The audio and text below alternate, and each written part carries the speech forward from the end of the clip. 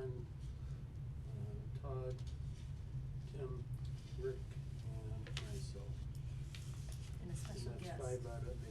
And then, as a very special guest, we have Jassy Bradco, my mentor at the Open Space Committee stuff, and the one that got me in the seat.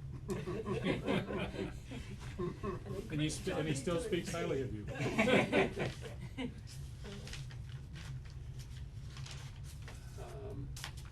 Let's start off, since there wasn't much discussion about the minutes last week, because we had just an informal meeting. So Rick sent around the minutes.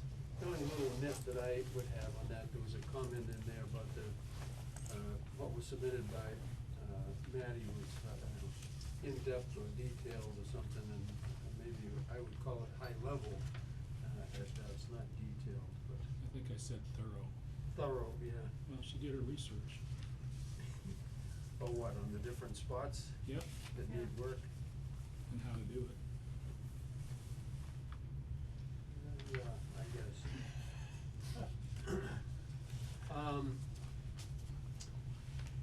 So do we hear a motion to accept the minutes from anybody? I'll make a motion to accept the minutes. Second? Tim, Todd? I wasn't at that meeting, so I can't really. No, about what was sent around, so. I'll second it. All right. Thank you. All in favor? Aye. All right, so that's the treasurer's stuff. We'll skip the treasurer's report, that's informal, unless you got the info for Yeah, it. she sent it along. Okay, treasurer's report? Yeah, the Ryder Fund has $4,125, that's unchanged.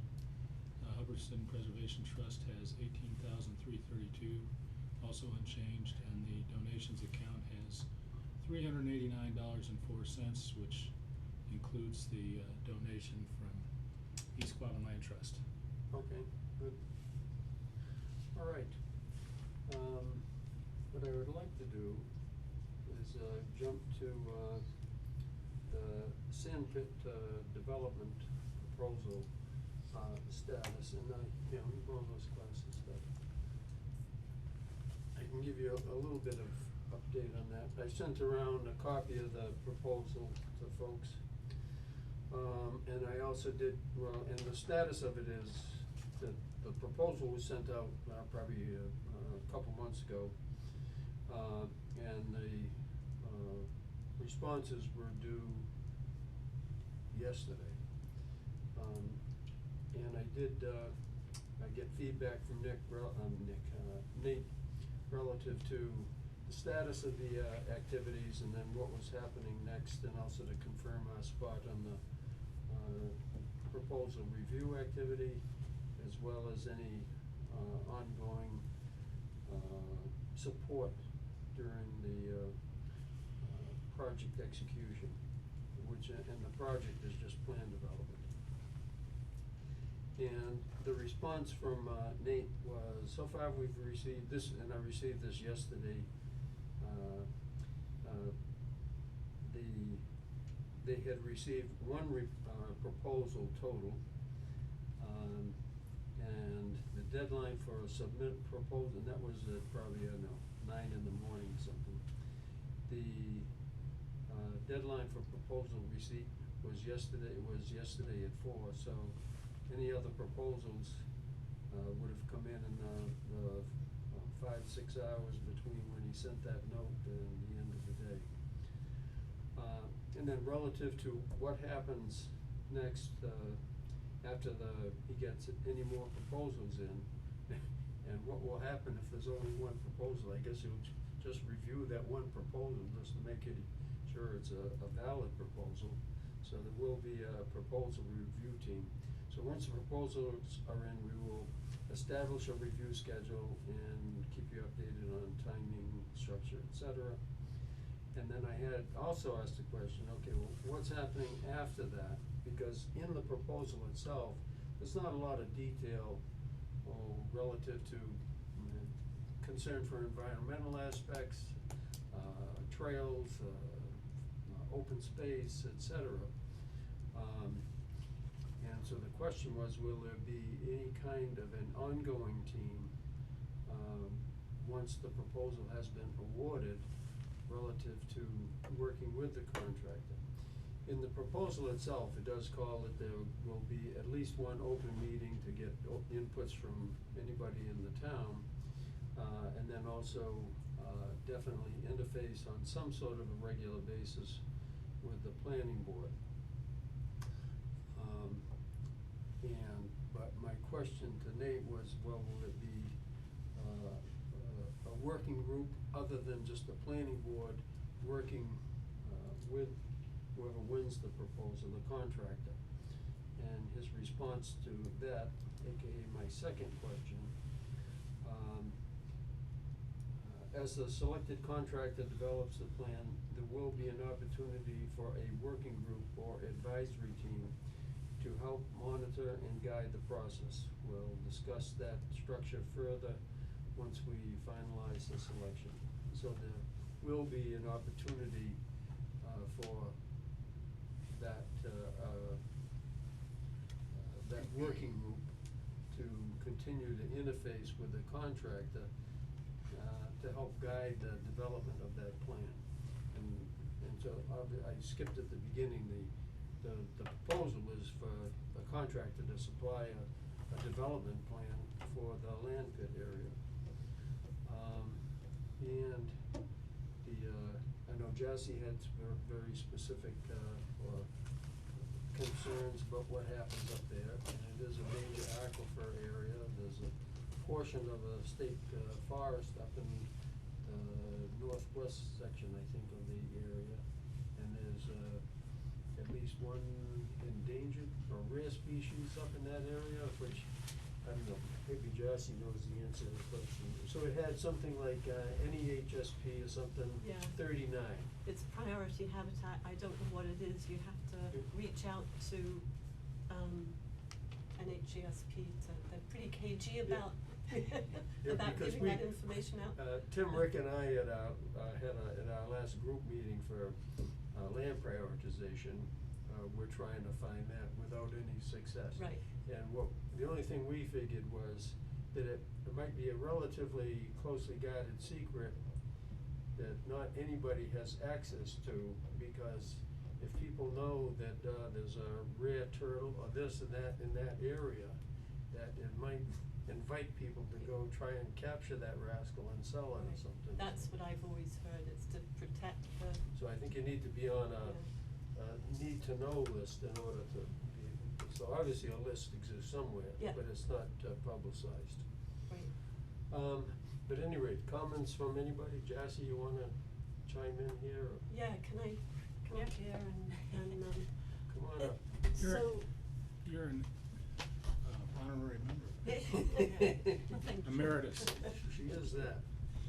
I don't know what this proposal is for, is it for the entire gravel pit area, or is it just for one? They did not supply a map, it was for 110 acres of that area, and I don't know, I think it did identify, the proposal did identify the volume of it, but it did not identify a specific, outline, border. I think it's the old Marinelli pit, which I believe now belongs to someone by the name of Justin somebody or other when I was looking on the maps, but I don't know. My concern is with the entire gravel pit area, which I've not measured it, but I would imagine it encompasses on the north side of Pitcherville Road and the south side of Pitcherville Road easily 500 acres. North side of Pitcherville Road, I would say, is maybe 500 acres anyway. I've never measured it, but it's a lot of land out there, so. Are you, any of you familiar with the area? Have you been out there to the gravel pits? Just along the road, Yeah, so looking at it's, the maps. I think we Well, walked it we've once. ridden Yeah, on, ridden up there. we've ridden on the south side. Yeah. So we've been around that, and whoever was, when we did Geordie Lane. Yep. We Jody walked Lane is right. adjacent to it. Yes, so in fact, we even drifted out onto the sand pit area, went up a little bit of a rise and Uh-huh. so Yeah. that was the south end of the south side. So that's on the, I'll put that way. And, you get this those two. So,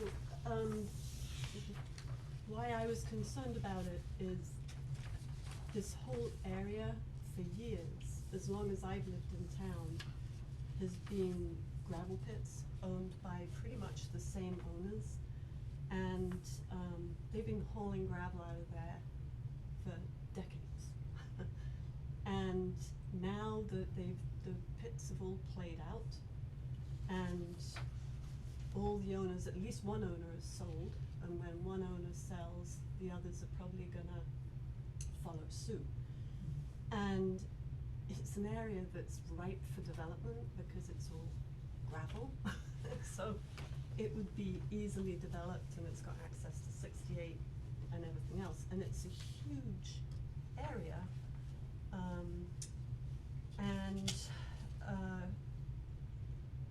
The proposals that have been put forward in past years include an asphalt plant up there. A what? And an asphalt plant, you know, making asphalt. Yeah. That was a few years ago. That was resoundingly voted down by the town. And another proposal, which happened just a few years ago, was to truck in, waste material from the building of the casino in Boston, and to put it in the pits, because nobody goes there. The only people I know of that go there are ATVers, really, because it's great for Yeah. ATVing. So my concern is, it's a huge area that the ownership's all gonna change. It's ripe for development. We're seeing the planning board already, you know, looking to develop this one parcel. And, but there's also some major environmental considerations there, and that's, I apologize for this map. It's from Mass Mapper, and I have trouble using it. I don't have GIS anymore, but, so, the town owns an important parcel right on Pitcherville Road, which gives access to the inside of the pits. And right now, there's an opportunity, I think, to work with the town and with the developers and for conservation to have everything happen at the same time. Have the development that the town is looking for, but keep in mind that we need conservation to go hand in hand with that. I believe we do. So the conservation values that I'm aware of are right up in the northwest corner of town. There's a little parcel that's on the map right up here, Yep. right up there. Mm. That's a little parcel of state forest. It's about 41 acres. There are existing hiking trails. You can see them marked on the map that, you know, Mass GIS has them. Yeah, out of curiosity here, looking at that in a little bit more detail, those look like roads. Did the trucks use those at one point in time to They- get out up on the north side? They probably may have done in years gone by. I mean, because even looking at them on Mass Mapper, they're notable They're big, they're dirt roads, trucks. yeah. I mean, I've been up there and you could probably drive a car along them. Or a truck, So, yeah. My thought was and it went to the very tip, so my guess is that somehow it might have been a lot shorter to get material up into Gardner or wherever they were going out that way versus come back down onto Pitcherville around and out or something. It was never used by the gravel pits. Oh, it was not? No, Oh, no, okay. those are old trails that have gone through the state forest. They're Okay. not used for gravel. Okay. ATVs are probably keeping them from revegetating, right? Probably, I know there's a lot of ATV use up there. So, the other thing about the state forest, I mean, it's beautiful, I've walked in there and it's beautiful, and it's indicative of probably what this entire area used to be like. Hmm. I have heard, and I'm sure I've read somewhere, but I can't find where it was, so this needs to be verified, but was an old pitch pine forest up there, which is, Yeah, so it's almost like a Barrens area. right, exactly. So, and again, I heard from hearsay, would need to be verified, this area of priority habitat used to be a lot bigger than it is now. I think they redid the biomap a couple of years ago, but I heard there was whippoorwills up there, which would make sense because of the, The pitch pine and the Barrens environment. right, but again, that needs to be verified, but it's something that I've heard in the past. Also, I believe I've heard again, but needs to be confirmed with the state forest people, that there's a deeded right-of-way from Pitcherville Road all the way up to the state forest, and it's a right-of-way to that state forest. You can see that road goes up there, so. Was it deeded to one of the owners of the sand, the gravel No, pits? this has nothing to do with the Oh, sand so pit people. basically deeded to DCR. And I tried to look up the deed, I had the book and page, but I couldn't find the deed it goes back to 1908, that's when it was given to the state, so I couldn't find the deed, but Tom had talked years ago to the state forest people, and they said, yes, there was in fact a deeded right-of-way, so that is something that should be kept And open. so with the book and page, and you couldn't find anything, is that because of the age? Don't know, I would have to investigate that more, I was just sort of quickly doing this the other night. But, I had the right book and page number, at least that's what's on the property parcels, but.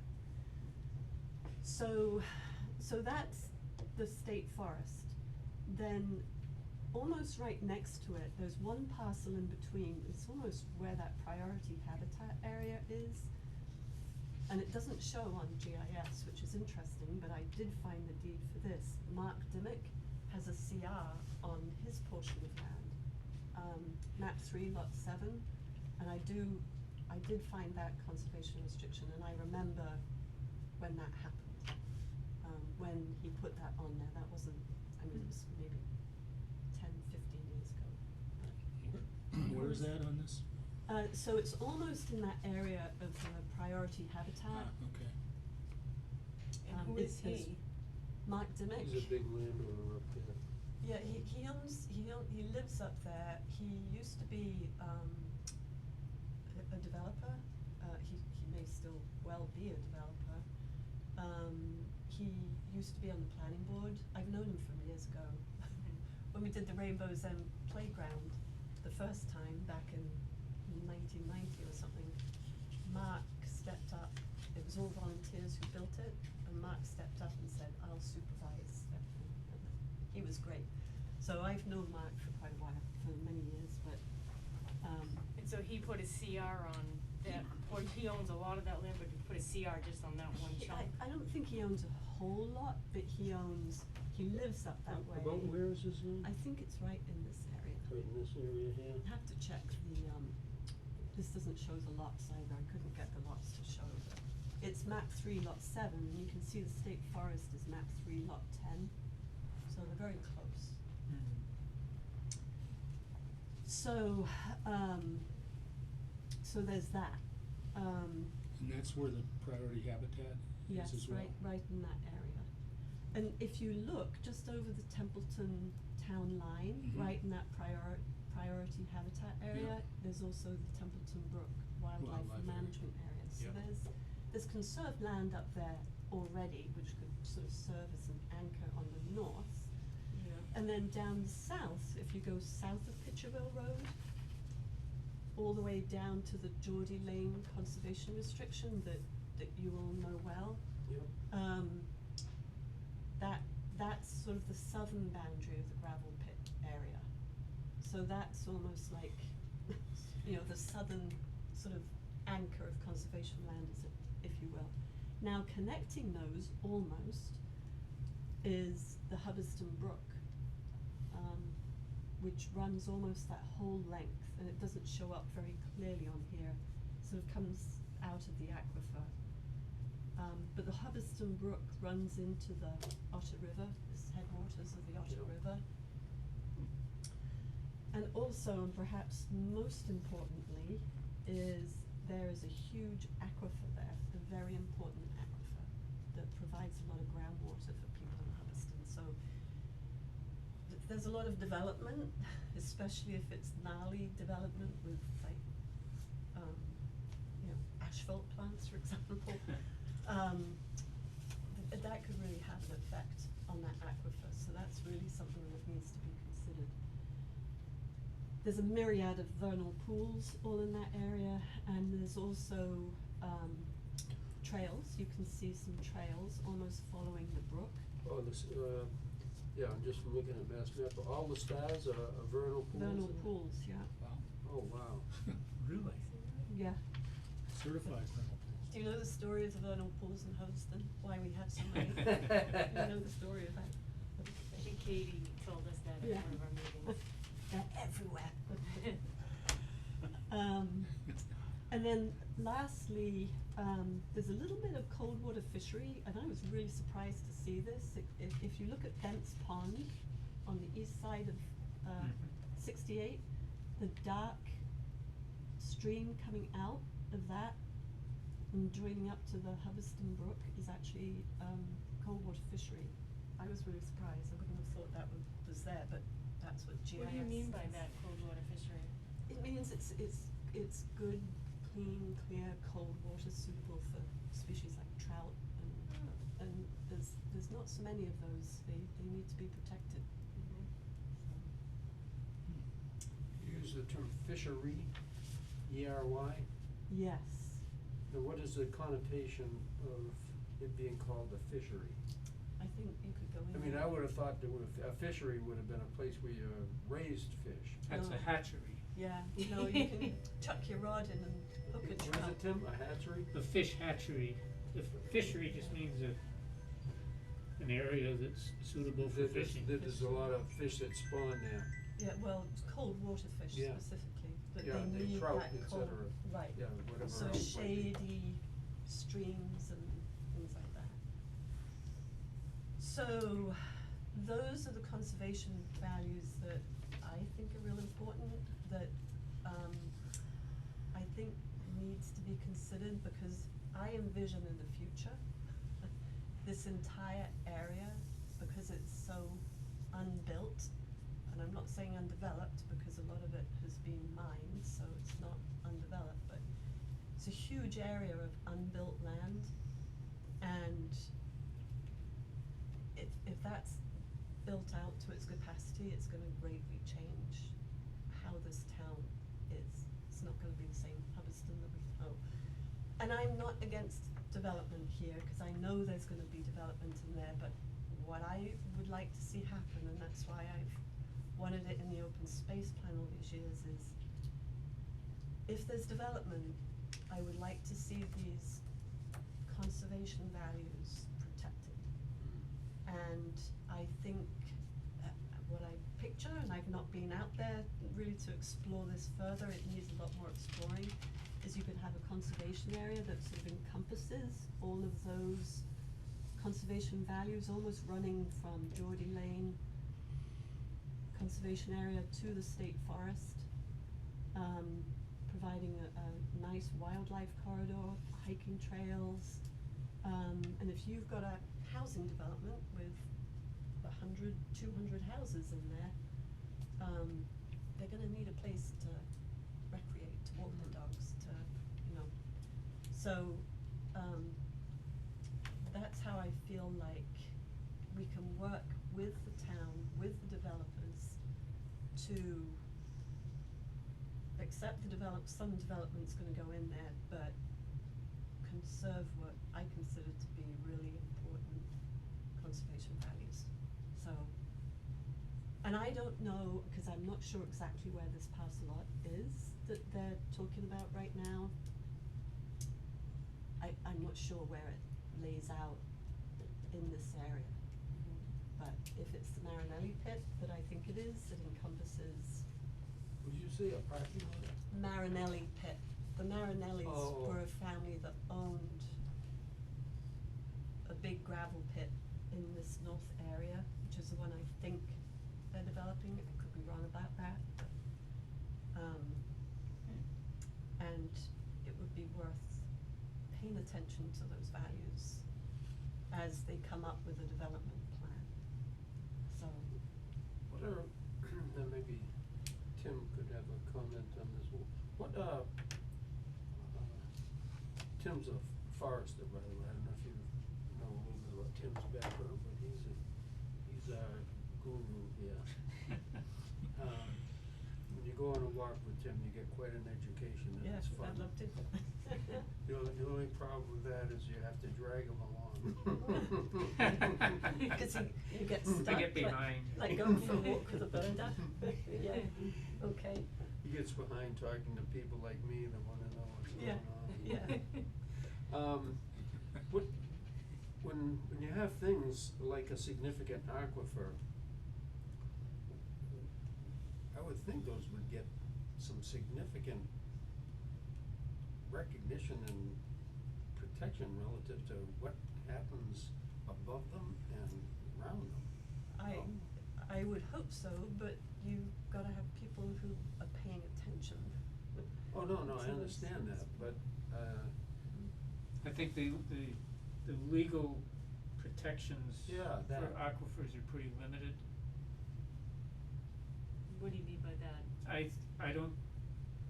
But even though you I'm not could- sure in Massachusetts, but I have not run across any sort of, state law that would protect aquifers specifically. Even though you can contaminate Yeah. drinking water? Yeah, Wow. well, it's, Big well. some aquifers are pretty big. I mean, we're talking about, some of this land is probably half a mile from the wells, and they're in another town. So, So it's okay for us to poison the water in somebody else's town? well, it's the challenge of how, you've got a resource over here, and how, as a society, do we decide we're going to, control how the people use their land a half a mile away from that? That goes pretty far beyond traditional zoning values. I mean, it has been done in some cases for different environmental values, but I don't know that there is a drinking water aquifer protection law. I've not heard of one of them. So it's. So the biggest thing is maybe folks like this with hopefully some ethical value, with some ethical values, realizing that it's not good to do things that could potentially damage those areas, to try relative to, it's the exact reason for this meeting and discussion, is to see what we can do to, when the plan for development moves forward, that they recognize that and do as much as possible to not do anything to damage the aquifer area, right? Is that how we Yeah. approach this? Yeah. And that's only one value. You mentioned the pitch pine. Yeah, that would be something that you could, I'm sure, verify. Yeah, You know, if that one section up here is pitch pine forest.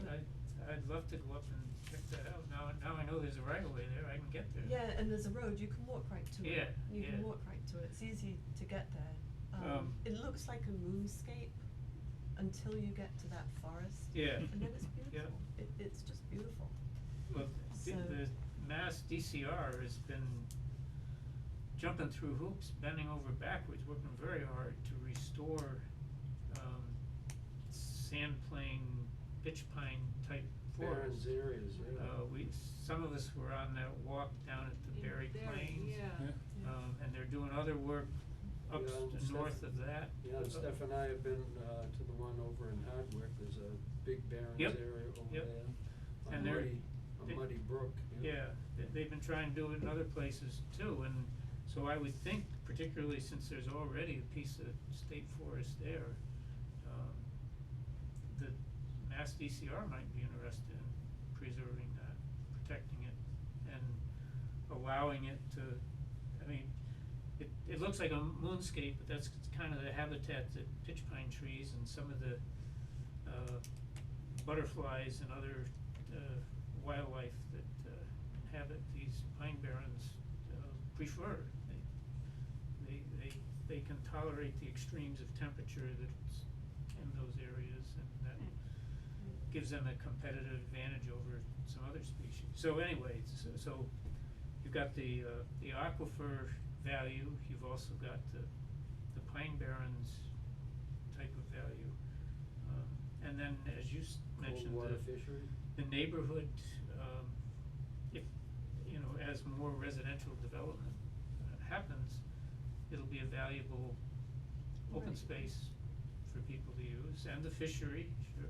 Right, and just the brook being the headwaters of the Otter River, and you know, There's a lot there. there's a lot there, and this particular 100 or so acre parcel that Nate's referring to, like I say, I'm not sure where it is, and I'm not sure which of these values it might impact, but I'm certain that this is just the start of what's gonna happen in this northwest quadrant of town that encompasses hundreds of acres. I mean, Fletcher alone, who has land, gorgeous land, off of Ragged Hill Road has over 300 acres. So, Ragged Hill Road and, see, north of Pittsfield, I think it's north. Yeah. Is Yeah. Fletcher the one that just took his land out of 661? Oh, really? There was a piece of property we looked at 2 years ago, because the town had a right of first refusal. Remember? Yeah, I can't remember Oh, if it that was one Fletcher's small, land or not. relatively small parcel. 70 acres or something. Yeah, okay, I yeah, know. that's not that small. He just logged it. I know he just logged it. Yeah, 2 years yeah. ago. Yeah. Yeah, right at the end of Crossroad. Right. Yeah. That's exactly Yep. where it is. Yep. So I think he has almost 300 acres, and it's all part of this. Right. It's not been mined yet, but there's a lot of vacant land, and I think it would be great if the Open Space Committee could pay attention and, you know, help. I think there's room for negotiation with some of these landowners, you know, if they're gonna be allowed to put in 100 houses or whatever, well, you know, maybe they can set aside a section to give to the town for conservation, for the pleasure of their, people they sell their houses to. I mean, I also know that there has been hazardous waste dumped up there from the Worcester Galleria. That was the Marinellis. I know that from the planning board. So he owns that. So there's a lot of stuff that's been going on up there behind, because no one sees it. No one knows it. So it's but anyway, so that's my concern is I think there's a lot there. There's a potential, Bob, I think what you said was so true. It could be a disaster, or it could be a gem. Yeah, so if the plan is done appropriately, it can recognize all these things and play those to the maximum advantage of those resources. Right. So, and I've just skimmed the surface of this. It really needs to be delved into proper GIS and not mass mapper. You know, maybe Mark could look at some of this stuff and. Jim, that Oh, man Tim, down, you've the got- end down there, he's pretty good at Yeah, GIS too. I used to have GIS on my computer, but since I stopped working, I don't have it anymore, so I've never gotten along with this map. It's a pretty poor substitute. It is. So, but it really needs zeroing in and looking at all those layers and with the parcels and the owners and, yeah. Charlie, do you know anything about the, like, land use policies in Hubbardston? I mean, the basic zoning requirement is 200 feet of road frontage. Well, there's very little road frontage here. Right, so, and that's been an ongoing issue, and that's where the town pit, the town owning, frontage on Pitcherville Road Yeah. comes into play, because if you've got a developer, who wants to put a big whatever in there, he's gotta have an in and an out, right? So the developer would build a new road, I would imagine so. and then would the town be obliged to take ownership of that road? Well, that's been an ongoing question, just talk to the people on Dogwood. And, Is that one of the two Streeter roads that we're Road. plowing that we don't own? I think we do own them now, but it took them years. Well, it was- Streeter Road was another one. Yeah. Yeah. That's at the one select board meeting I went to about the budget for this year, this is going back a few months. The select board was under some pressure to add back in money for winter road maintenance on two roads that have never been accepted by the town. They're apparently privately owned. The owner's last known address was Montana or something and isn't paying taxes on the roads. But there's people who live on these roads, and Right. so the town sort of felt obligated to continue to plow 'em. But they're so this the road access seems like a key consideration for planning. It is, and this parcel, if it's the one I'm thinking of, does have some frontage on 68. I'm not sure of the distance that has to be between an in-road and an out-road. That would be in the zoning bylaws, you know, if you can't have traffic, you can't have a one-way road. You've got to Well, where's have a that, loop. Right. where's that frontage on 68? Is that just past The auction place. the auction Auction place? place, yeah. Yeah, you can see a little small pit right next to the road there, Yeah. that's it. I think so, but I'm not sure that's the same owner as the Marinelli's had like 3 different parcels, I think, but I think there's somebody else's name on the frontage on 68. Yeah, now all the Marinelli's parcels are this Justin whoever. And I know Marinelli's just sold their pits. So I'm pretty certain that that's where it is. Yeah. But Yep. but road frontage is an issue, but the other thing is the town, I know the planning board is very pro-development right now, as is the select board, and they're looking at redoing all the zoning bylaws. So that's coming down the pipe too. And that's also coming from state of Massachusetts, where they want to do away with these 2-acre lots. So there's a lot of stuff happening all at once. Yeah. So I have these alarm bells going off. Perfect So, storm.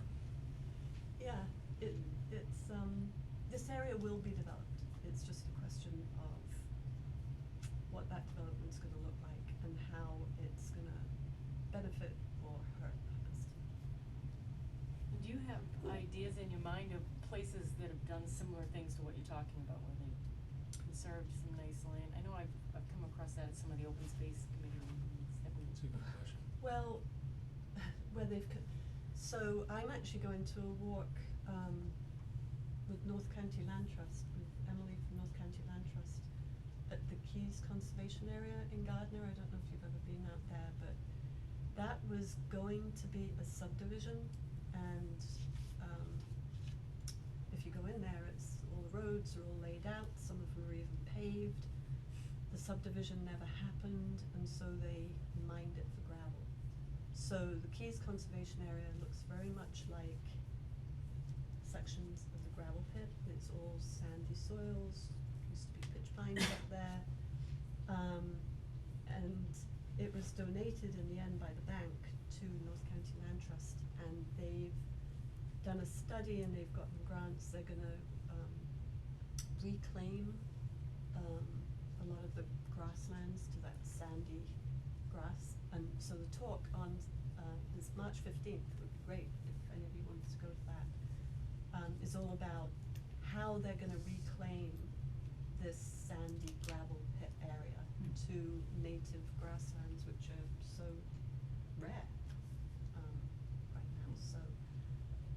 So that, and that's not far actually from here as the crow flies. It's just over the border in Gardner on the other side of the Otter River. But no, to me this is like an open book, blank pages, fill it in. What, what say do townspeople have in this? Will any of this come before a town meeting? Any of what, the development? Yeah. Well, it looks like they're looking for some sort of public input into this development, but I don't think any of it has to come before town meeting. Any zoning changes, and they are looking to rezone this area, that will have to come to town meeting. That's one of the things that they're looking to do, is rezone it. That would definitely be a town meeting vote. But as far as a development of, say, a housing, it's already zoned residential, so a developer could come in, and as long as he complied with the zoning bylaws, he could put in a subdivision.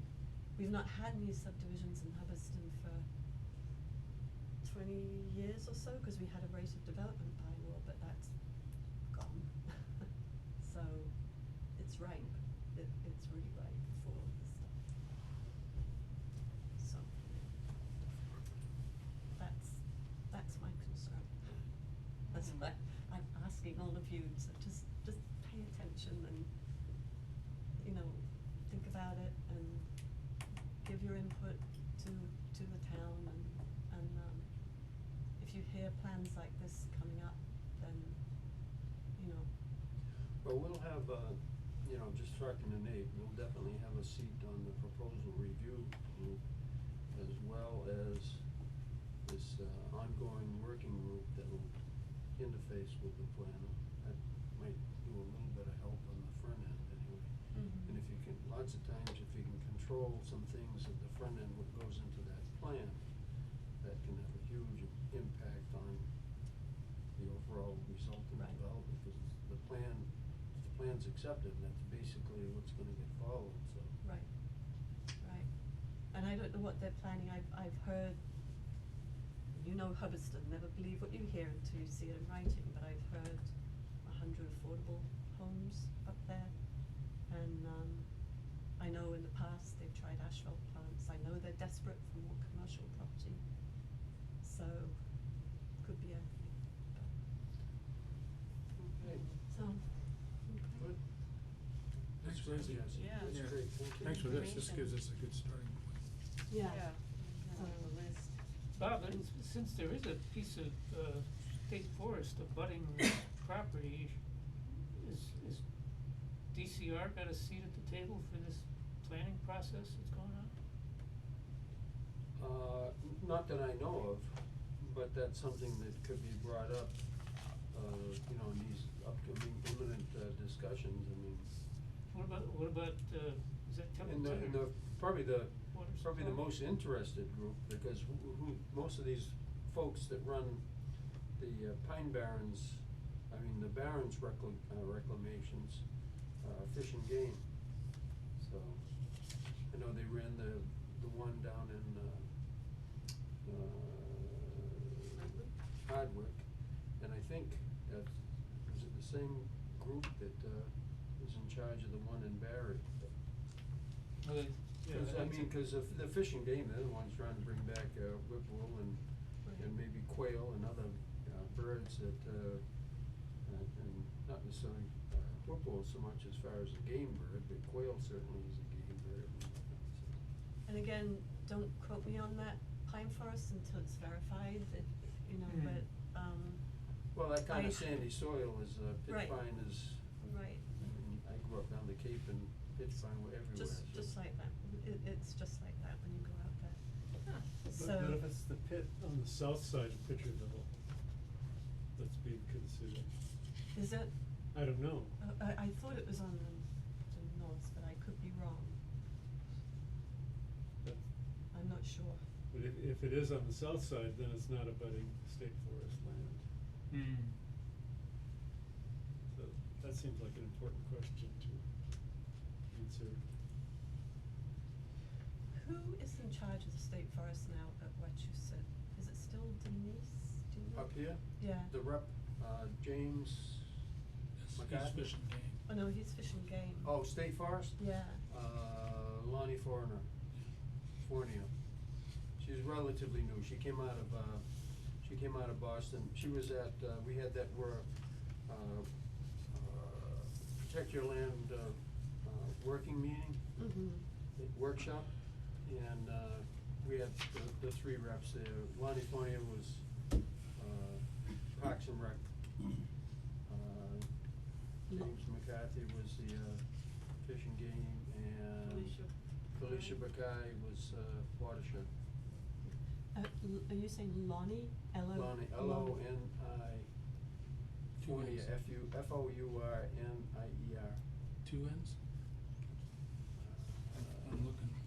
Is she based out of Mount Wachusett still? You know? Don't know. I know they were for a while. I don't know. I can look her up, cause I'd like to find out, I I'd don't like think to that- verify that right of way and see what they know about that Yeah. section, cause they should have And marked. she's very good. Yeah. I'll try getting in touch. And she's also in a relatively high learning curve about all the stuff, 'cause she came from an urban environment, and now she. Oh, yeah, I remember. Oh. She came from the Boston DCR, Parks and Rec, whatever they do in an urban environment, and now she's in charge of the area around here, which is obviously the antithesis of that, so. Right, okay. And the forester, I know you've met her, I can't remember her name. Blonde. Joelle? Joelle, thank you. Yeah, Joelle. What was her last name? Vautour. Yeah. Vautour, yeah, Vautour, yeah, V-A-U-T something or other. yeah. Cause she may have been up there, cause I know they were marking all the boundaries of the state forest, so. She may know something about that, but. Jesse, do you want Lonnie's email address? Yeah, if you had it, that would be wonderful. I have it spelled out L-O-N-I. Yeah. L-O-N. What did I say? L-O-N. If I said E, I meant to say I. Dot. Period. Oh, you didn't know if it was two N's or one N. Dot. Yeah. F-O-U-R-N-I-E-R. One N, I believe. Yeah, well, that's how he has it. Rick's always right. Thank you. No, you're not, just ask Susan. That's all I have, unless you have That was another. All great. right. That's good information to think No, that was great, all that was, great background, for us in preparation for upcoming activities, so. Great. All right. Thank you. You're welcome. Great to Thanks, see you. Jesse. Keep, Hi to Tom. will do.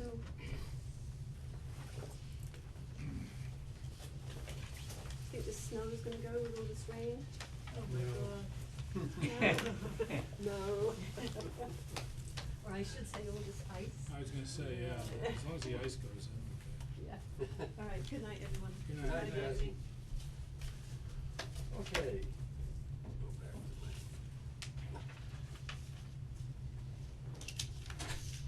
Eagle Scout. Okay. Next topic? I'm gonna, I think I'm gonna go get to the next meaty topic, 'cause that'll take a little bit of time. But I'll just, scan through these other ones. Hubbardston Heights, we nothing planned for the immediate future. Not Yep. till the ice is gone. Yep. Yeah. Oh, And, jeez. You're still on the hook for getting an invoice for your grass seed or something that you bought up there, right? Unless you don't wanna get. Oh, He donated that last So we did last it the meeting. last meeting? Yeah. Alright, I'll get rid of it. oats He did. seed. Oats and beans and barley.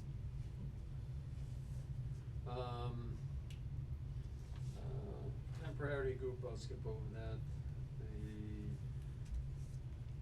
I have a comment at the end sort of related to some of that, but I'll get that at the end.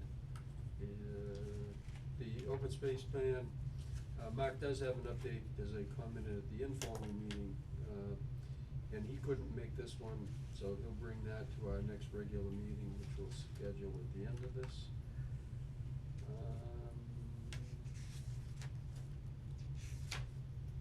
And that's about it, getting us up to the Eagle project. And I spent a good portion of the day trying to come up with a response. Here's what I did on that. I was gonna print more copies of it. Want me to pass it around, or? I read it. You got a copy? I don't know if Tim. Yeah, I had a chance to skim it. Okay, good. All right, well, I'll go over what I put together, because what I put together was intended to be a draft response. So she did get back to us, relative to, she was supposed to send in,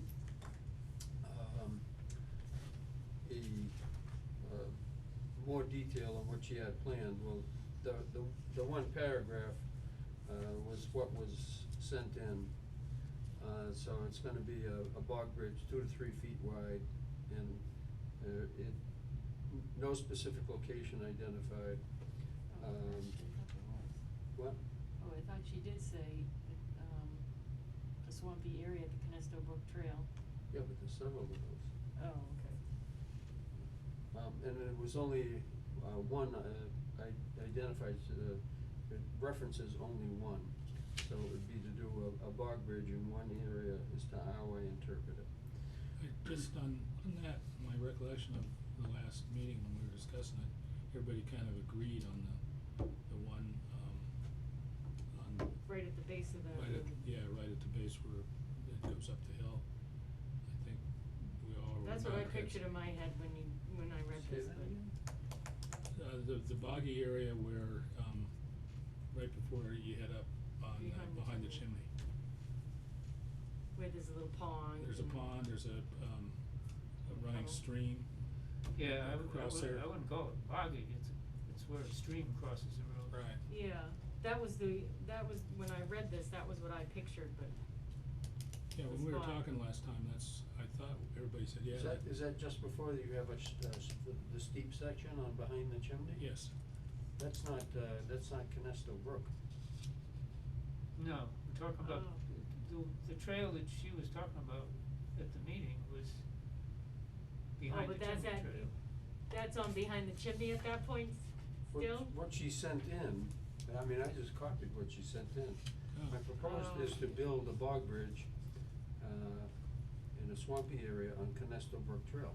Okay. Oh, okay. Yeah, and So that it's- section is still called behind the chimney, the section we're talking Yeah, about, right? she Oh, yeah. may be confused about where Canesto Brook Trail ends and where behind the chimney stops, maybe. Well, anyways, doesn't Well, there's matter. also two wet spots on On the Canesto Canesto Brook, Brook trail, yeah. right? So we need to Alright. get that clarified then. 1, 2, 3, At 4, any rate, 4. well, it may get to be a moot point when we get further on into this. So that's what was sent in, and then it was followed up that, whatever the project is, I guess another little comment on the bog bridging, it was referencing one bog bridge, 12 feet long, 2 to 3 feet wide.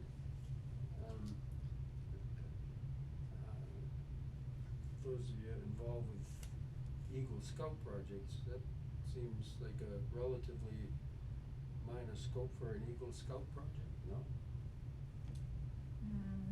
It's a long way down in the woods, Oh, what, to not- get material there or something? yeah, Seems like as much work as Hunter's project was. yeah. He did a whole bunch of different No, signs. he did a bunch of trails, there was a lot of routing to do and things, I mean, my envisionment, so you have, I don't know if she put a dimension in here, but something probably in the range of 12 feet 2 to 3 feet wide, so you have 2 to 3 planks, and maybe 4 sleepers underneath it, and you fasten the planks to the 6x6s, and that's it, right? Yeah, but you gotta get the 6x6s down there. But you don't. She apparently has an army Yeah, of there's scouts to other help her. people, and I mean, what we carried down to what we did down at, on Gates Hill was quite a bit more than that. At any rate, so that's, it might get to be a moot point, but it didn't seem like it might, I mean, what Hunter did seemed to be quite a bit more of a project than what this entails, but. Well, it has to be approved by the, At any rate, by the let's Eagle move board on, anyway, cause it so might get to be a moot point. aside from us. So one, I think, just relative to at the first break, it's how we interface with scout leaders. That be good if somebody's interested in an Eagle Scout project and we provided, some input to those people ahead of time, that if people are interested, scouts like Matty are interested in the Eagle Scout project, that they come to us very early on, as soon as they're interested in doing a Eagle Scout project associated with the lands that we're stewarding, that they come and get some maybe some initial input and some ideas, and they might have some initial idea, but don't go beyond that until they talk to us and we hash out maybe, let's focus on this initially, versus like she had already done a moderate amount and sort of assumed that this is what was gonna be done. But and I don't know who how many scout groups are there that we interface with here? 2? She's from Gardner, I believe, Yeah, right? the Gardner Scout Troop is a combined, male-female group. That's why she was wearing, the khakis that Boy Scout uniforms usually are. Then, Hubbardston has a Boy Scout troop that Hunter's part of, and they also have a Girl Scout troop and Katie Young is the leader or assistant leader, I'm not sure which. And who's the best contact to find out the key leaders to talk to? Probably only 2 people. So I know the Boy Scout leader, Jesse. I forgot his last name off the top of my head, but I know him. And Katie would Alright. know. And as far as the Gardner Scout Troop, her Katie dad. probably would know who that is. Oh, I'm sure, yeah. Yeah, well, I'll contact Katie and find out, Her just to dad's- set a protocol that, Yeah. and here's how we ought to do this, versus somebody doing quite a bit of work and then coming to us and it's like, no, we don't, that's not really fit in what we think we wanna do. And if we don't think it's gonna fit in with what we think is best, then we shouldn't recommend it or have them do it if we don't think it's what's best, the best solution for the area. Her dad did mention, that the, Scout Troop, I'm assuming he was talking about Maddie's, but the regional group, they're always looking for projects for scouts to do, not necessarily Eagle Scout projects, but any kind of project. Yeah, any kind of project, So, right. if that's the case, maybe the way to, we interface with them and just say, here's the protocol we'd like to Yeah, follow. yeah. We need lots of help, Yeah. We love the help. So anybody that wants to do a project for a merit badge, for a, level of scout, whatever they need. Yeah, and just even that, even if it's not a Eagle Scout project, the new trail that, we have permission to put in and stuff. Mhm. It'd be quite a bit of work, maybe, and I put that down later, besides the, bench cut section, which would be quite a bit of work, and there'd be other things with, could get a merit badge for helping Yeah. out on that. So. I actually talked to Jesse about that back when Hunter was doing his project, and we were talking about stuff, and I said, it'd be really nice, cause I remember doing it when I was a scout, having an interpretive trail with identifying the flora and along the trail, Yeah. doing the research on it, have a little sign up that said what it was, and he said, yeah, he thought that would be a great idea, and I haven't talked to him about it since, but, so it's been a year or so. But, and we have a forester. All right, then I had some just getting into specific projects, so that was just a general thing about how, the people looking for merit badge, the Eagle Scouts or something out of, the protocol to follow or something, so I'll find out who that is and see if I can arrange a conversation with them. The comments on the wooden bog bridge, just, there's better solutions than that. Well, first, all those sections, this is my take from what I think would be appropriate on those sections, is not a bog bridge off to the side. Even if it were something that wouldn't become slippery, depending on how it's implemented, those things can either be handled by bikers or whatnot, but driving through those sections on a bike is not very amenable either. And I think it would be better to do a 6-foot coverage through those. And it doesn't need to be like what we did on Gates Hill, where you got quite a bit of a clear span to take care of. You could do something in a much more simplistic fashion, like what I had in mind was like, if this were a 4x6 panel, just, so it's a small panel, you could put it across it and put a 6x6 on one end and a 6x6 on the other, and then some smaller pieces. Since that's such a small span, you could put some smaller girders underneath it, so it's not this high off the ground, it just is a reasonable height, but that would allow probably about this much flow underneath the whole thing, and it would be very quick to, as opposed to what we did on Gates Hill, it would be very quick to implement, carry any kind of traffic, and support a full width utilization of the trail without getting into the muck. I mean, I think that's the kind of solution that would be best suited there. I don't know if anybody else has comments, but that's what I think should be done on those sections.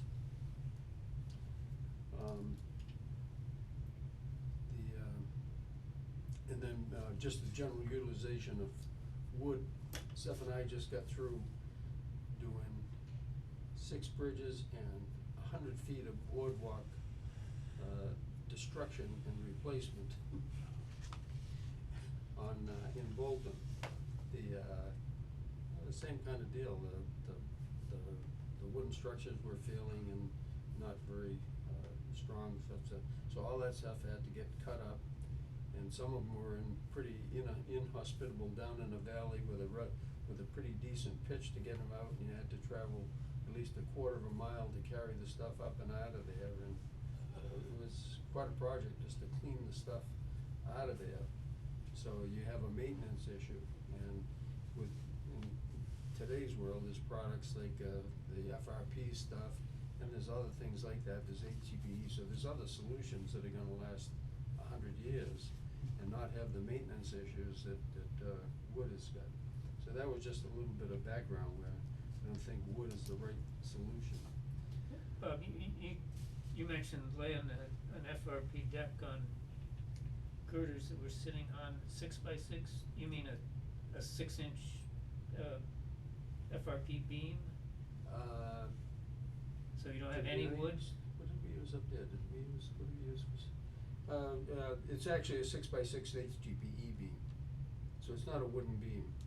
It's a 6x6 high-density polyethylene beam. Yeah. So that'll last the same duration, so that'll last 100 years as well. How long would this beam be in this case? This is the width that you wanna cover, so It's the trail is going this way, so this table. The 4x6 would be 4 feet, so to go about to that chair, and this isn't 6 feet, but it's not too far from it. So that would sit across it, so that would carry any kind of traffic that we envision that would be utilizing those. And so multiple people could go across it, bikes, etc. And the 6x6, you'd have one here, you'd have another 6x6 like, this side of that plant there.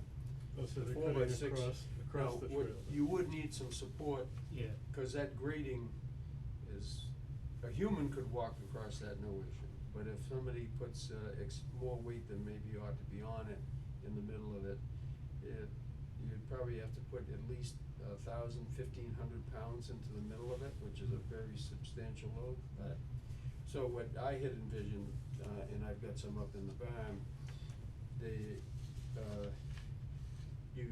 we have some 10-inch C channels, so you don't need to get into, for that short of a span, you don't need a wide flange beam to be putting on your abutment. You could take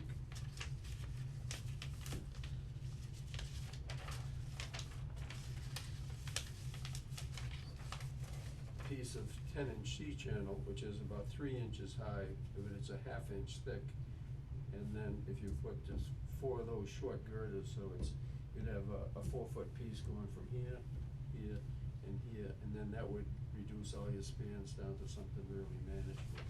So the cost wouldn't be exorbitant. The simplicity of it would be really easy. So you put the 6x6s down and set those in, and then just fasten the sheet channel down and put the grading on top of it, and you'd be done. So she was talking about a 12-foot, Well, she didn't specify a length, but I'm just, just relative to. oh, I thought you said, her plan said 12-foot long and 2 or 3 foot wide. For the bog bridge that she was talking about. Yeah. That's what I heard too. Well, the 12-foot might have been my guesstimate. I didn't see That's 12 her. feet in there. I copied exactly the wording that she sent in, which would be, was the detailed thing. He did say 12 foot when he was talking I earlier. did say Oh, 12 okay. feet. But he. Yeah, I haven't- Because I haven't that read would it be yet. about what would be needed in the areas that we're referencing. What was mentioned was just the width. Okay.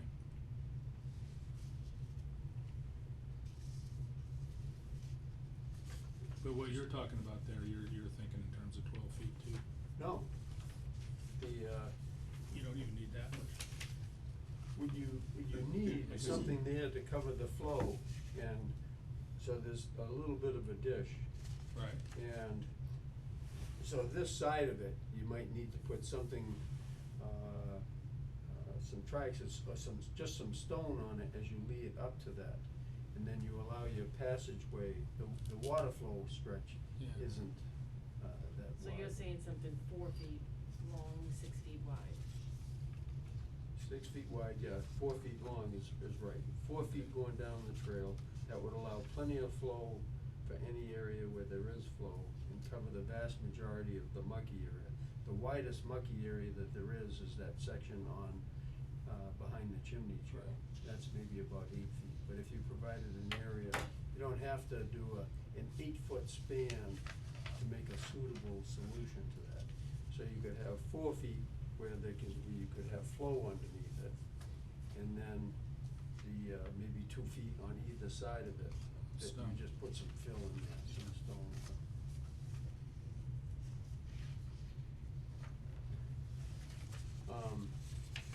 But that gets into a detail of how we potentially could implement that. Now, relative to potential scout projects, that could be an alternative. That's where, if that is something that she would like to work on, then we could work on her with that. If she wants to get into an FRP solution, something similar to what, the details could be worked out with her, like, Yeah. to do that. We've got a couple educational trail sign areas. We have that new trail, all access trail that's going in. We discussed that briefly at the last informal meeting, but that would be a good candidate. And I put in there a few words why it's a high usage area. So that's a good thing. If you're gonna put in an informational trail, then hopefully you're gonna have people walk by interested in reading whatever you identify. And so that makes that a candidate. And then there's another. On that, Bob, my understanding was she needed to have this done by Her words were early summer. And I put in, well, what's early summer, mid-June, I guess. Yeah, so the question is if they're gonna be in there working on putting the trail in, you know, is the timing gonna work for something like that? For that location, well, here's what I've seen, and what's the right terminology? I put informational. I looked up interpretive, and I did a Google on the word interpretive signs. And what I saw was pretty substantial stuff. All of them were signs about this big, whatnot. What I've seen that would work pretty well were some trails in Bolton from years ago, none of which we were just working on, but they had just small signs, metal of some sort probably, Yeah. on a short stick, that just identified that this is a spice bush. Mm-hmm. And I thought that was cool, cause I went over and took a little piece, but whatever, but not these Yeah. things, so I don't know if, an interpretive sign, and the pictures literally, the signs, what was on Google, obviously were images, not pictures, were images of a sign that had pictures and quite a few words, and, as far as that's with how they described, an interpretive sign. And so that's why I didn't use that word here, I just used educational. I don't know if there's another word that's more accurate, but that would just identify what this was, this tree or this plant or Yeah. fern or whatever it might be, what it was. But you got any input on that, Tim, relative to right terminology? Well, yeah, an interpretive sign is a sign with information that's interpreting what you're looking at. An informational sign just identifies Okay. the species, that's So an informational. identifying sign. Yeah, and what my take though is we're looking for informational signs, right? I would rather see an interpretive trail, that's what I had proposed back when we were working on the grant proposal, and I think that's what's in the grant proposal. It wouldn't be big signs like this, the sign would be a small sign, like you're thinking of, but it would just have a number on it. And then there would be a booklet or a couple of sheets of paper with all the words that go with each number for the trail. Or like you could Or a listen to website it. with. Or, yeah, you could do it on a with website, yeah, that would they be could very s- cool. They could scan the code on the Yeah. sign. A QR Yeah. code? Yeah. Once there's actually, Reception? reception there, actually there is some reception at the Dotty Rock area. And, Yeah, and up on you, top and, there is, yeah. and you could do, with that, you could also do audio, so Yeah, that somebody could different scan the. languages. Yeah, people could scan the QR code and they could choose whether they wanted to read it or hear it in English or Spanish or Mm-hmm. Okay, so it would, Finnish. so on the sign itself, it's just, like you said, either a number or a QR code. And maybe both would be good if there's somebody that's not QR code. Yeah, like me. You think so? And so there could be a booklet somewhere that's got the number, but if you got a QR code, you do both. It's probably the same amount of work, right? I mean, the QR code is gonna lead you to the same piece of information. Yeah, Sure. yeah. But a booklet you'd have to print out, right? Or you saying an online Oh, booklet? yeah, but the booklet would be like something you could get online or something if you wanted to chase it down. On the town website. Yeah. Yeah. So, but anyway, relative to the two locations, I think either is still viable. The only thing that might have to be done at the very end, maybe even after the people left the site, is put the stake in the ground. I mean, you can, the work is to identify the plants, where they're located. You're gonna have to Make have the some sign. sort of a map maybe and say, okay, here's a spice bush, here's this kind of fern, here's this kind of tree, et cetera. And then, have whatever information is gonna be developed associated with that. And then get the signs done. But the actual, if the sign is at risk of being damaged because of the work that's going on, that could be done at the end. From my take, and just going down these trails, most of the time, the bush might be 4 or 5 feet off the trail, close, so you're walking along the trail, but you can see it. But out of the way enough, so it's not gonna be damaged, right? While they're working on it? Huh? I wouldn't put the sign there until the Well, machinery was gone. whatever, installing the sign, from what my Yeah, take, yeah. you have a small metal stake that gets stuffed into the ground, right? I mean, there's nothing what I saw in Bolton was nothing elaborate relative to any kind of significant anchoring so that it couldn't be pulled out, which may be not a good thing, but there was no elaborate anchoring. And you get a comment on that? Well, there's a bunch of different ways you can do them. I think it'd probably be best to have a blob of concrete at the base of it. So somebody couldn't pull it out. Oh, no, you could still pull it out, depends how hard you wanna work. But look at how much work we did when we were putting in those signs that Mark ordered. I mean, that was a lot of work digging some of those holes. Oh yeah, but that was putting a 4x4 into the ground. I mean, Well, what that's, what some of could these feed signs use a 4x4 post. Oh, so that's what you're thinking. Well, but- some of them, there's a number of different designs for doing the post. Okay, so the ones I've seen were literally just a metal stake, and out of the ground was this much, and Oh, went the into. tag was only like that, really? Well, no, the sign was about this big, but they were small signs, just Yep. enough to identify what the plant was, right? At any rate, so either trail could be done. The major work is going along, identifying it, doing a little bit of a description, if we're gonna have it be an interpretive, like what we're talking about, and that'd be great for it to lead to something, so you can get a little bit more information about. I specifically recall that one, there were a number of them on that trail in Bolton, but the one I remember the most was the spice bush, but so all of that work could be done. The Right. installation of the sign, unless we get into an elaborate 4x4 that's gotta be drilled into the ground or something, could be relatively easy to install. Yeah, Right. you're right, most of the work is gonna be figuring out what to say on the Yeah. sign. And so No- there's- No Eagle Scout is gonna have that information in their head, they're gonna have to do a lot of. Well, that's why it's worthy of an Yeah. Eagle Scout project to do the research, right?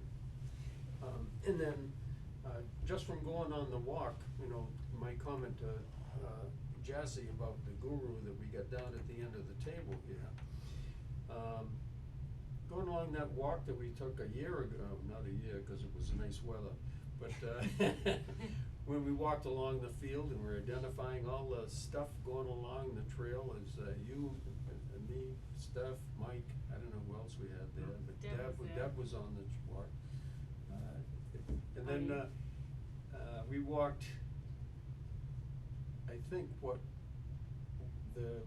would be now including that shortcut, which is now legal, and walked along there, and you pointed up a tree not too far up into the woods near the end of it, and I forget what you called it, but that was pretty cool. That was as we were ending it was after the bridge, so when we walked it, we walked counterclockwise. Mhm. So we went up along the field, came down through, went down over the bridge, and coming up, there was maybe a flowering tree that was up in the woods, but readily visible. I don't know if you remember what that was. I don't remember what that was, But there was whatever. American chestnut in there. At any, well, it wasn't an American chestnut, but, Wasn't witch hazel? That flowers in November. Mine has still been flowering. whatever. There were a number of things that got pointed out along that route that would be worth identifying. Maybe So something that's another growing? candidate, and that's a high usage area. I mean, right now, obviously, that's probably the highest usage area there is, that we have in the jail system, people parking up at Mount Jeff and walking around it. And both of them, I just looked at. Hobblebush. Oh, yes, that would have been in bloom, yep. What was it? Hobblebush. Yeah, how'd you remember that? I don't know. Yeah, I did. Hobblebush? Yeah, that's good. He's the guy that identified it. Lentego, I think. So we got Hobblebush out there. I But- had no idea.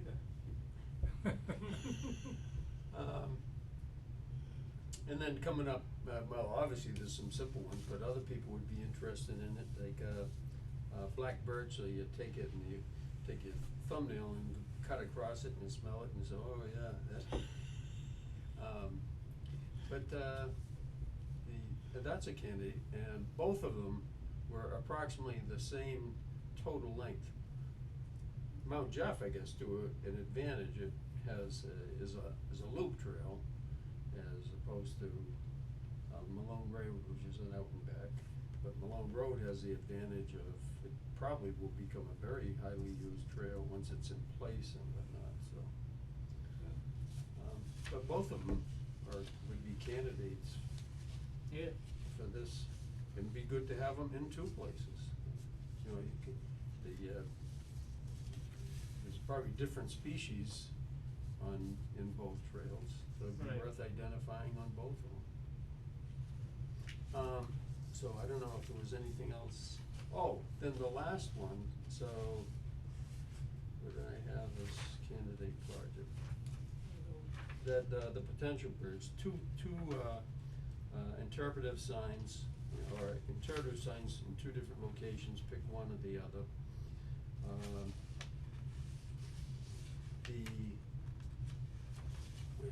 Where's that piece of paper? I mailed it around. The tree planting project? Yeah. Oh, So, yeah.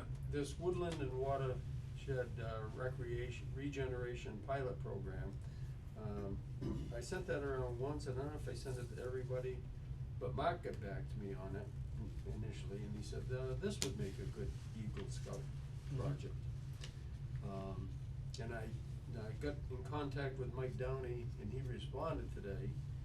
The ones that really seemed of interest to me were high bush cranberry, I never heard of that. I got one in my front yard. Really? Do you? No, I planted it a couple years ago, yeah. But it's a high bush cranberry? Yeah. Oh, yeah? Yeah. Do you get You ever get cranberries from it? cranberries off it? Last year there was two. Well, Well, I mean, one for each of I you. got them from the Worcester Conservation people, so when you get them, they're like this. Yeah. So, Oh. they grow fast though, but. At any rate. I got 5 and they're all dead. Oh. Do you? I've planted them several times, I found them hard to grow, Oh. but I don't have rich green thumb. Well, this is only, that would have been, this past year would have been the first full year, so we'll see with the ice. At any rate, high bush cranberry, that seemed like, and that was in, what kind of habitat? Front yard. Riparian. So that's between Highland and Wet, right? Along streams, yeah.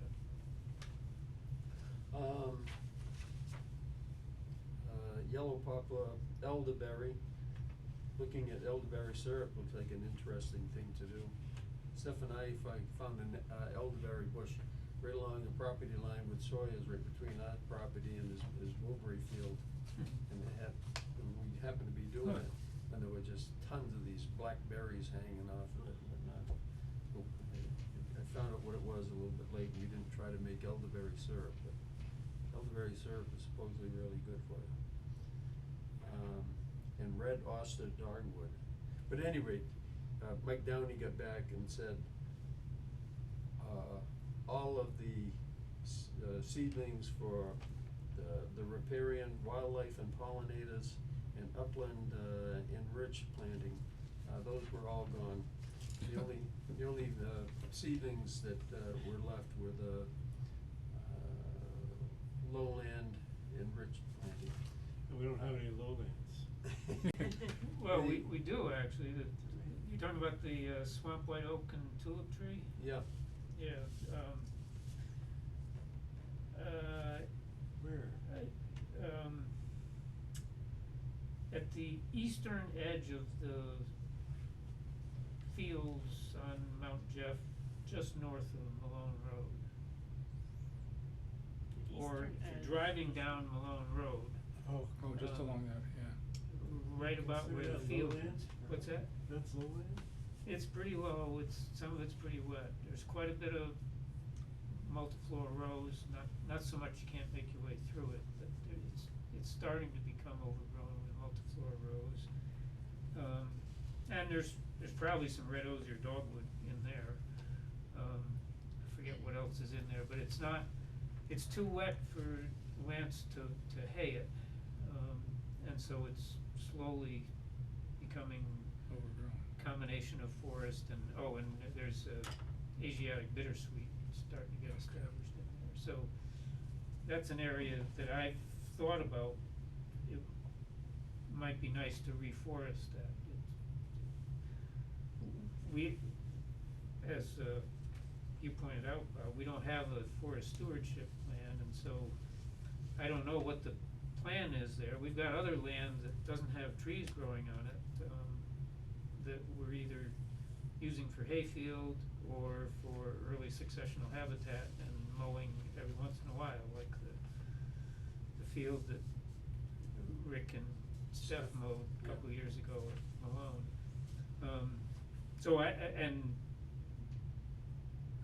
other places, right now, we mostly have other trees. A few years, we may be short trees along some of Malone Road where all the beach are. Not sure what's gonna happen there, but. I think there are a lot of red osier dogwoods coming in on that field with the field that's currently dominated by the goldenrod. Down where? Along the, between the Pines Trail. Yes, there is. There's a lot of it in there. But Mark had one other comment. Mark didn't think we'd qualify anyway because we don't have a formal stewardship plan. There were two things that would qualify you. One was what was it? Forest management plan or a forest stewardship plan. And we have CRs and stuff, but we don't have any of either of those plans. My guess is that Mike Downey, if he had this stuff, when he sent back a response, he said, you don't qualify. I said, we take care of, we steward these lands, we don't have a stewardship plan, so I didn't identify that. I just said, we steward the lands in the state forest, we steward the lands at Mount Jeff, and he just responded with what they had. So they had 8 sets of the lower level. But Mark's comment was, he said, relative to the quantities of seedlings here, he said, you're not talking a lot of money. Right. Yeah, we can order those seedlings anytime you want. And so. The cost of the seedlings isn't much, it's the labor to plant them. Okay, so forget the fact that they're not there, so the seedlings, cost of the seedlings could be something, and if it's small enough, we could donate the seedlings to her, and then she could do all the other stuff, right, and relative to. Sorry, to who?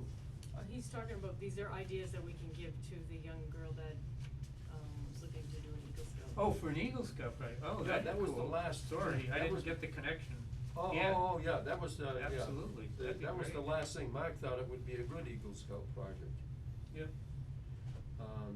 So those are the recommended options for projects that.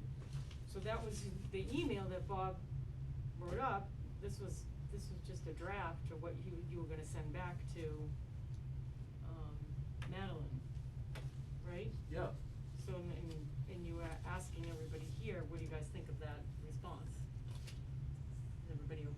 that being reasonable. a response that he's gonna send back to her. Are we expecting a lawsuit or something? But there's also the trail bench. No, I just wanted to know if everybody agreed on that being, that's just. How to respond, she's looking for a response. And so did you I guys? gotta tell you the story about the guy who, this goes back a few years when I when like Tim's phones stories. only had the numbers 1 through 9 on them, but you could text with them, right? You know. Oh, yeah, the three. Yeah, you had to push it 1, 2, or 3 times, depending on which letter you wanted. Oh, So this guy's daughter went off to college, right? And, he. Is this clean? Yes. So, she's off at college and Dad decides to text her, you know, so about 5 minutes, he types out, "How's it going?" or something like that. And pretty soon she sends back a message about, love my profs, great roommate, going bowling tonight or something like that. And,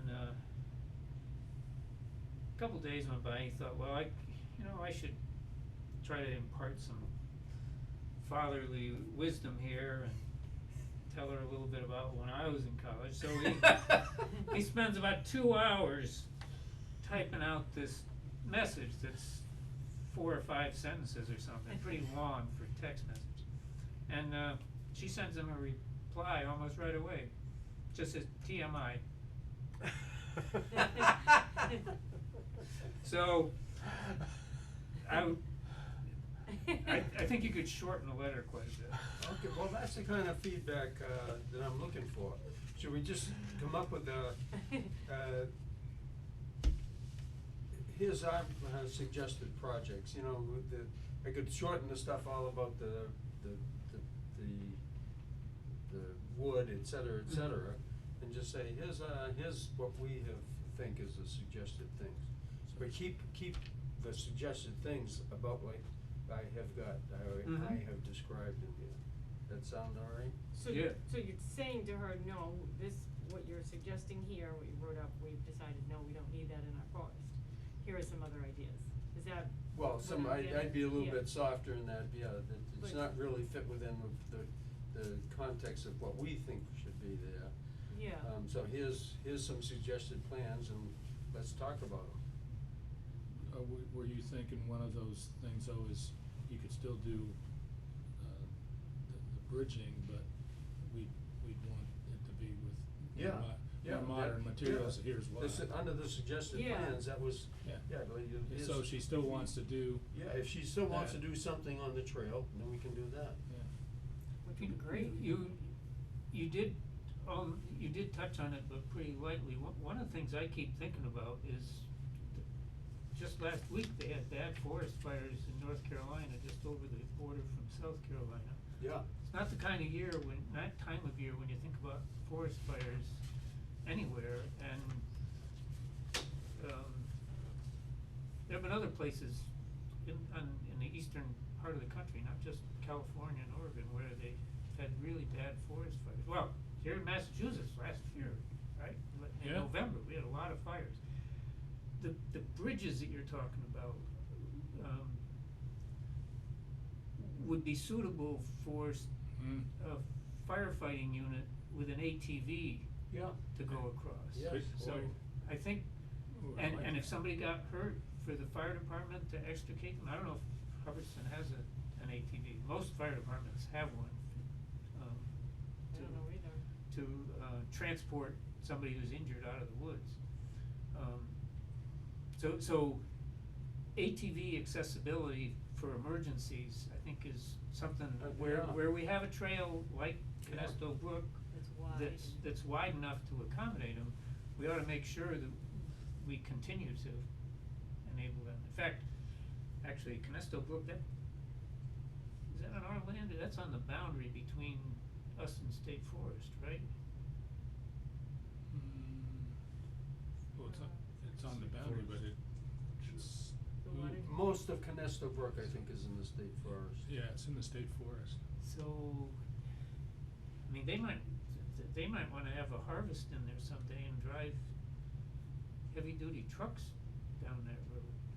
I mean, they would put in a good sized culvert. Which we need a new culvert. What's that? There needs to be a new culvert. Yeah. I hadn't thought of that before. And if it is a state forest, would they allow us to just put a bridge in there without checking? We had to get Yeah. permission to fix up some of those culverts, right? Yeah, Yeah, We did that? yeah, I did send a note to. and Nick for repairing the everything. bridge going up to Sawyer's Field too, Mhm. right? Yeah, but It's, hadn't those thought are of good that. points. Yeah. I don't know what they have, if they'd have any objections, but. Oh, I did tell him, oh yeah, I did tell him we were fixing the bridges going up to Sawyer's. Oh, I know that, I'm talking about for this, Oh, yeah, You'd have to run it by them, an Eagle Scout project. yeah.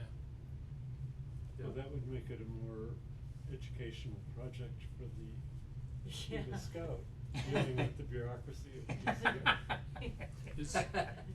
Is the place before the, on, behind the chimney trail, is that still state forest, or is that? No, that's No, the wet spot, that's on our town. So land. that we wouldn't have to contact them for permission. Yeah, Yeah, Yeah, and that's not sure, a that's- road that would be a truck road. That's a bad one. and that's the worst one. Yeah.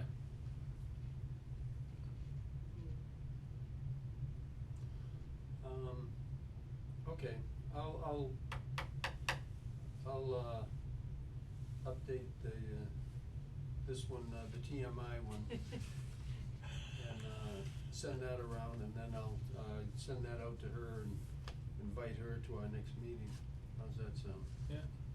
Right. It's, what do you think a duration would be? I'm thinking about her duration, she's got a pretty short fuse, the interpretive sign on either one of these sections, how long do you think it would take to identify, the species? If she walked with you and had a recorder going, it'd probably take, how long did it take to walk that? 2-hour walk and she'd have a whole T- bunch TMI? of So she's talking, let's see, this is March, April, May, June, so she's talking roughly a 3-month project. Yeah. Well, if what she's doing is identifying features on the landscape to interpret, and then writing up some interpretive information, you know, you're talking a couple hours in the field to do some reconnaissance and identify what you're gonna talk about, and then 6-10 hours in the library or somewhere or online Okay, but researching this stuff. So you jumped over one thing right there, you said a couple hours in the field. A couple hours in the field with someone like you could do it, but it's like when we were walking that trail, if I were doing it and I didn't have you, it would take a long time, I'd have to take pictures of, no, really, what did you mean by that? Going along with someone like you? No, really, for someone that doesn't know these all the trees look all the of, same. if it doesn't know these Yeah. species. Trying to say like, oh, that's this, you mean that's you mean they're like people? Yeah, yeah. And then after a long time, you can start to see, oh yeah, I know what you mean by that. You have to come across, yeah, she would need help. No, really, Tim, I mean, for But it has to somebody be an that doesn't, interest of hers, so that's when not we're talking familiar about with this, we don't know if identifying- that's an interest of or hers. maybe in today's world, iNaturalist. with iNaturalist, Yeah, hoping that. but even at that, you're gonna come across what do? Stop at every single green thing that is out there and No, put you that try on to, you iNaturalist? try to pick out things that are like, wow, Is this one worth identifying? Is this one worth it? I mean. Well, if it's green, it's only there for 4 or 5 months. Forget that I said the word green, Tim, would you? So you can you can kinda narrow your scope a little bit if you focus on the woody stuff, right, and trees, in other words, you don't usually see interpretive signs about wildflowers because they're, you go to all the trouble of making the sign and the wildflower's only Moves. there Gone. blooming for 3 weeks. Yeah. And it moves somewhere else. And then it Maybe moves, never yeah. again, yeah, right. That's right. Well, that's why it's only trees. So, you know, Yeah, but But- even on the woody stuff, Tim, there must be, Well, what, there aren't that many 100 tree things species out there? well, yeah, so, okay, so, I don't know, what, I mean, I could go out with If- her, or she could. No, we- how would you recommend somebody do that? Use iNaturalist, or take a picture Never. and go to a book? Really, I don't get a good picture how somebody would do that. Well, they could get a 4-year degree. Well, actually, if you wanna get the forestry merit badge, I think you do have to make an appointment to meet with a forester and go for a walk in the woods. That's true. So, it Yeah. wouldn't be unreasonable for her to recruit somebody, you know, me or a DCR forester or Okay, somebody that knows something about wildlife or natural stuff. no, cause actually when I do this response, I'll update it, maybe put a couple other words, like what would be entailed, and part of it would be to do what you just said. Yeah, That would be the only really expedient way to do it when, Yeah. in the conversation, yeah, so. yeah, you have a mentor. Yeah. Okay. I'm done with that. Oh, the only other thing I had, no, I'm done with that. The, an FYI, and I think I forwarded the email around that I got, from Chris Monroe, and that was just FYI, so no action needed on it, but, he said at, the select board meeting that they're entertaining or discussing getting, an auction going on that, so. First Street Road. That's the one, that's the one that leads into the Westminster That's the one we've been Forest. talking, that's one of the ones we've been talking about, up in the northeast section of the town. Did you see, I forwarded that to Anna, just so, Yeah. 'cause she had that on her List. a list of hot.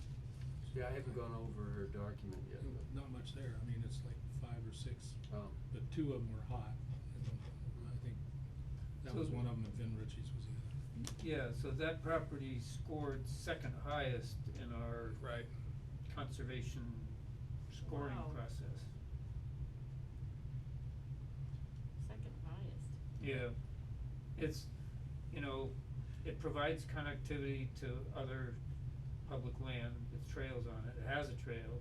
Yep. And there's a fair number of houses on Streeter Yes. Road and on the new development over in Yeah, so Yeah, we Westminster. scored that, I scored that one. Yeah. So it's got some features that Yeah, make it more make it and so stand out. the town owns it, and they're thinking about auctioning it off, so. Mhm. Yeah. Which would shut off the connectivity. Well, depending on if somebody bought it and decided they wanted it to be open space. So, well, Seems unlikely. Yeah. so, Unless, and I wonder whether DCR with Westminster State Forest would be interested in, with the town of Westminster. or the town of Westminster. And just for the heck of it, I had asked Susan to check on the, how much money we had in, the open space and recreation bucket of CPA funds, and right now it's $61,000.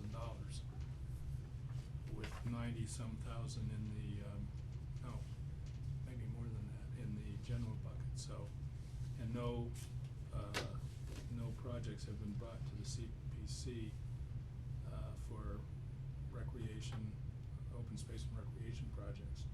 So, the track, nobody's come forward with a plan for that. How many acres was this one again? 31, yeah. So would that, what do you think that would auction off for? Well, No or no? It's like 7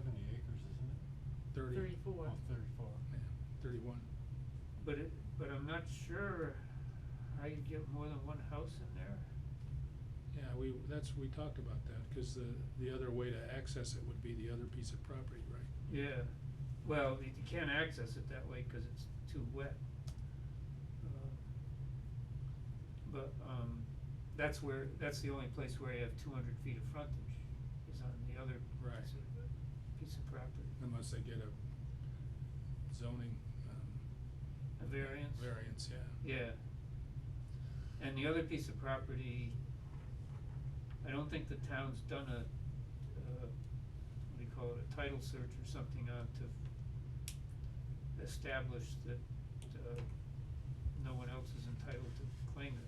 No, I don't think anybody's paying taxes on it, but there's a process the town has to go through in order to. I thought they had that take in ownership. court. Thought Christopher Monroe said that was, or maybe Mark said that, it was in court like a year ago or so, but. Oh, yeah? Oh, Yeah, well, but maybe nothing something's had, happened. at that point in time, nothing had been decided, so maybe that has been freed up, and that's why they're talking about it now. Yeah, could be. But my understanding of this whole process of rating different properties was to establish priorities for convincing the town to purchase them. Yeah, now they're putting. But if the town already owns this Yes. number 2 priority parcel, Why are they auctioning it? then we They want would money. need to purchase it because the town owns it. Yeah. So maybe our committee should tell the select board that this is a valuable conservation piece of property and they shouldn't be auctioning it off. Yeah. Well, that'd be the Good first. point. Unless it's auctioned off with a conservation restriction on it. Yes. Maybe DCR or Fitchburg Water Department, I mean, if you really wanna go cheap, the town could hold the CER, but I think they want the money. I think it's that simple. That's way, Well, yeah, but that's the whole point of what you guys have been putting together is like, yeah, you if definitely you're- should sell if you- parcels, but don't sell the Yeah, ones that are if- the most important, if you like. really Right. think the town is gonna put up the prioritize. money to buy open space land, when they're gonna auction off what we consider to be one of the 2 most valuable pieces of open space land. I doubt the town has much money to put up for Well, anything. that's what I've always thought. Yeah, I think I'm guessing that's why they need money, right? no. What do you mean? They're auctioning it because they want some revenue from it, Oh, yeah. because we've got budget problems, you know? Yeah. So, But to Todd's point, like, then it shouldn't be our most valuable land to yeah. be auctioned off. Well, if we were able to convince DCR or North County, To buy a CR to get a CR on it, you know, then the town could get something for it. You know, it might not be as much as somebody that might wanna put a house on. I mean, if it's 31 acres and it's $3,000 an acre, so, I don't know what the assessed value of that land is on the town assessor's thing, but. I mean, but it's probably less than 90,000 because 'Cause most of it's not developable, Yeah. it's too wet. Or half of it is. Somebody bring in enough fill to. Alright, I'll talk to Hannah, or maybe I'll give Chris a call and see what his thoughts are on that. Yeah, and now that they don't wanna, planning board doesn't wanna put affordable housing there, cause they got so much kickback from the Level Pond people want it conserved. Yeah. Oh, yes. I don't know Oh, if were they hoping maybe those people would buy it?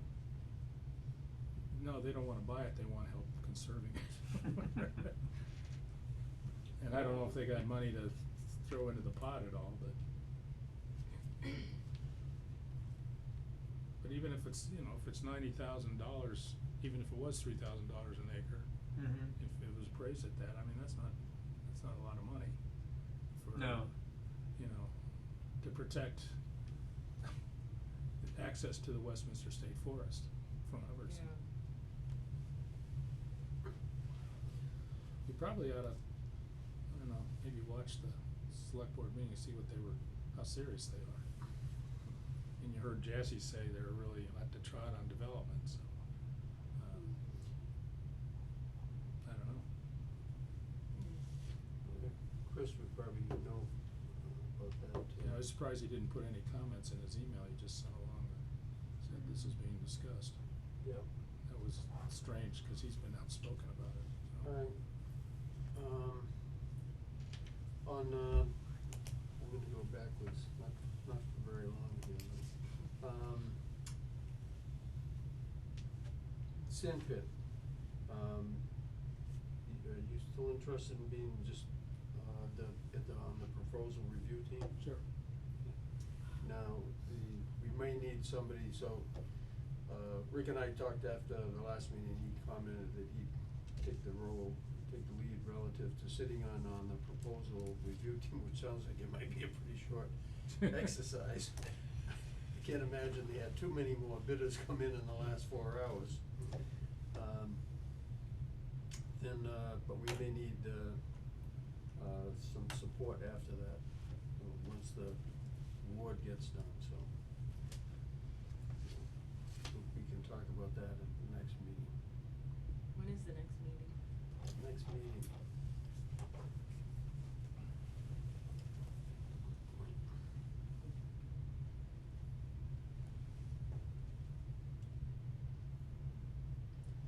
We go to the end of April? 27th? Yeah, it has to be, no, 20, Yeah, that's. 27th of March, right? No, we're in March. I know, Oh. but I think we should still have one, I mean, this sorta took oh, this was our. It's our February meeting. This has been a Oh, okay. convoluted, this is really the end of February, which got pushed off a few days, but then, cause it never, even that didn't get posted, that was informal. But there was enough important stuff that needed to get stuff like what we've discussed tonight, that we scheduled a special meeting to replace the informal meeting for the other meeting that didn't get done.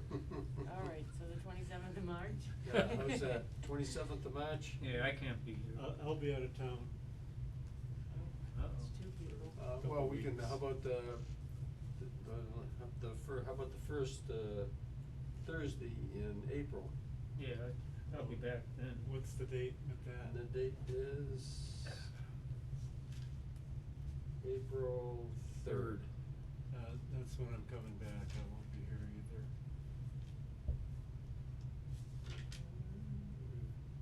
We push it to the second Thursday in March, in April, or just hold it at that?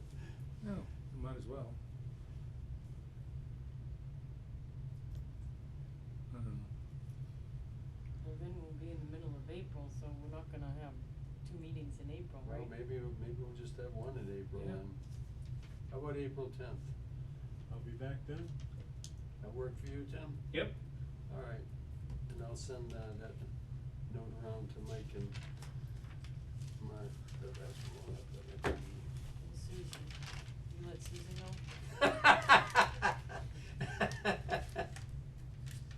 She doesn't have anything on the 10th.